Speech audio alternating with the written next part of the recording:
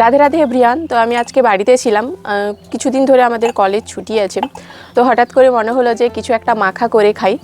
আর আমরা কলেজে গেলে এমনিতে কলেজে অনেক ধরনের মাখা বিক্রি হয়।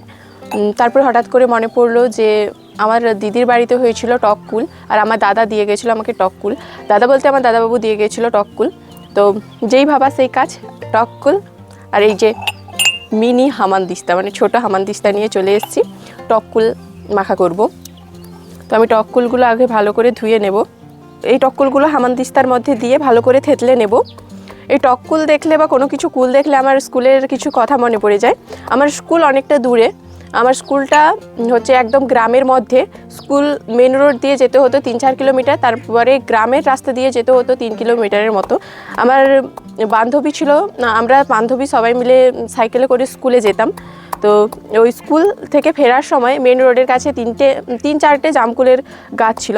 তো প্রত্যেকবার আমরা যখন জামকুলের সিজন থাকতো, যখন গাছে জামকুল হতো, তখন প্রত্যেকবার আমরা স্কুল থেকে আসার সময় আমি গাছে উঠতাম, আমি আর আমার একজন বান্ধবী 2জন গাছে উঠতাম, আর 3জন বান্ধবী নিচে থাকতো।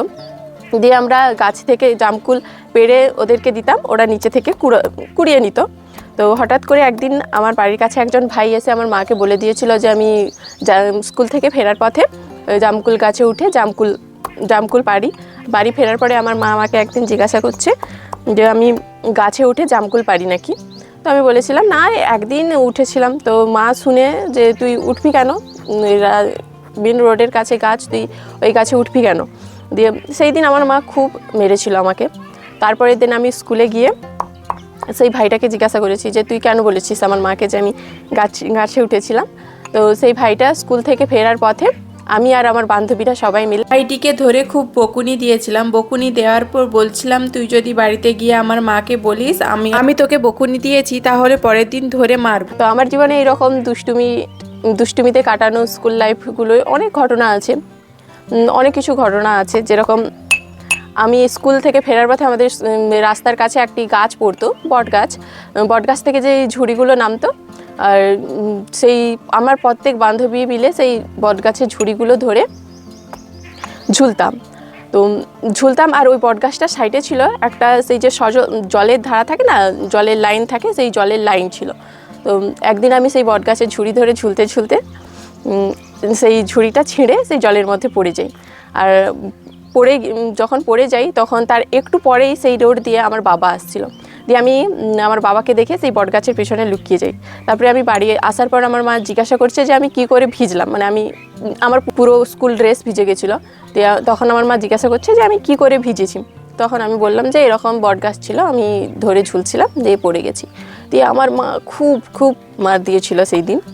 তো তারপর থেকে আমার একটু দুষ্টুমিটা কমে গেছে। যে স্কুল লাইফের অনেক কিছু ঘটনা থাকে খুবই মিষ্টি, যেগুলো কোনোদিন ভোলা যায় না।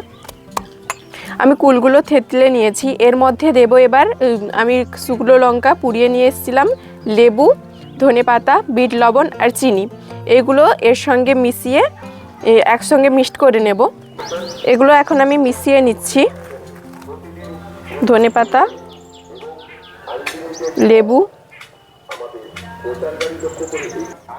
চিনি আর লবণ আমি একসঙ্গে নিয়ে নিচ্ছি। সব কিছু একসঙ্গে নিয়ে ভালোভাবে মিশিয়ে নিচ্ছিলাম। আমার এই ভিডিওটিতে কথা বলতে বলতে অনেক জায়গায় জড়িয়ে যাচ্ছিল। আমি ক্যামেরার সামনে তেমন একটা কথা বলি না, তাই কথাগুলো জড়িয়ে যাচ্ছিল, সবাই একটু অ্যাডজাস্ট করে নেবে। তো আমার কুল মাখা এখন কমপ্লিট হয়ে গেছে। আমার বোনকে দিয়ে প্রথম টেস্ট করাবো কীরকম হয়েছে। আমার বোন একটু ক্যামেরার সামনে আসতে লজ্জা পায়, সেই জন্য ক্যামেরার সামনে ওকে নিয়ে আসি। খুব সুন্দর হয়েছে। এখন আমি টেস্ট করে দেখি কীরকম হয়েছে খেতে।